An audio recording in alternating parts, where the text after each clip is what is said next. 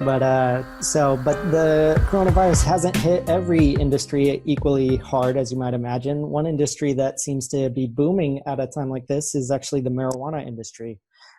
We have an article from Bloomberg that is talking about how at this point in time, they looked across the board to see that cannabis sales had raised in all sorts of different markets and all different types of cannabis and that sort of a thing.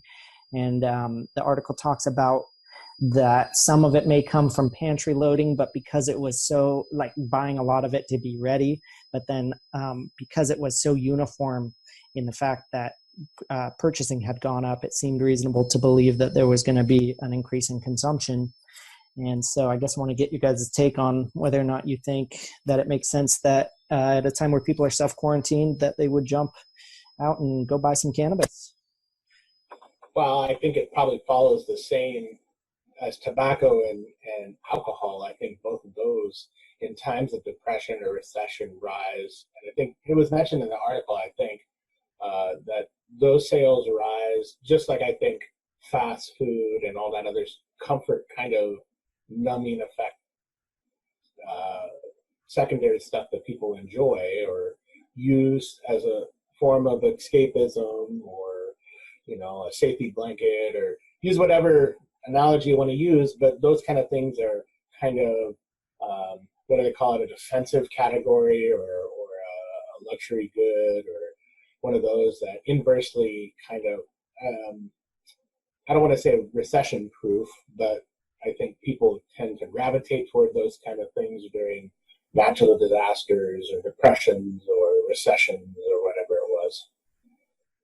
Yeah, counter cyclical. I think, I mean, that's a question that I've had. My underlying assumption was that it would be counter cyclical, just like you said, that it'd be similar to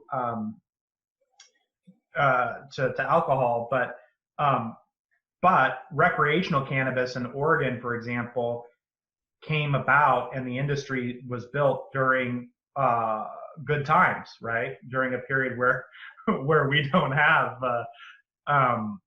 where we weren't having a recession. So we really didn't know. I mean, this is from my perspective, we didn't know based on the data from the legal or the state legal industries out there. We didn't know if it was going to be counter-cyclical or not. So, you know, this is actually history in the making to see this, to be able to have this data and know, oh yeah, what we might suspect is true, that it is counter-cyclical. And I think what's going to be just as interesting and perhaps more for those of us that are a little more nerdy on the accounting side and work with the cannabis industry is the nuances and the detail in that, in the sense of, well, does it matter? Does the brands matter? Does the price point matter? Does the quality matter?